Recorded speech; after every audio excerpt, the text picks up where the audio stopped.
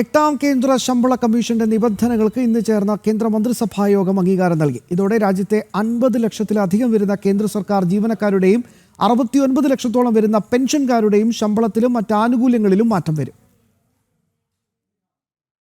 കേന്ദ്ര സർക്കാർ ജീവനക്കാർക്ക് ആശ്വാസവും സന്തോഷവും നൽകിക്കൊണ്ടാണ് എട്ടാം കേന്ദ്ര ശമ്പള കമ്മീഷന്റെ നിബന്ധനകൾക്ക് മന്ത്രിസഭാ യോഗം അംഗീകാരം നൽകിയത്.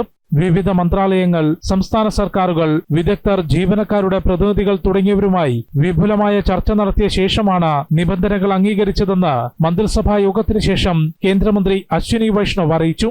50 ലക്ഷത്തോളം വരുന്ന കേന്ദ്ര സർക്കാർ ജീവനക്കാരുടെയും 69 ലക്ഷത്തോളം പെൻഷൻകാരുടെയും ശമ്പളത്തിലും മറ്റ് ആനുകൂല്യത്തിലും മാറ്റം വരും.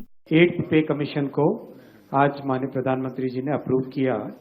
8th पे कमीशन का कॉम्पोजिशन और उसमें क्या टर्म्स ऑफ रेफरेंस रहेंगे, कितना टाइम पीरियड रहेगा, वो सारा आज अप्रूवल हुआ और ये बहुत बड़ा महत्वपूर्ण फैसला है।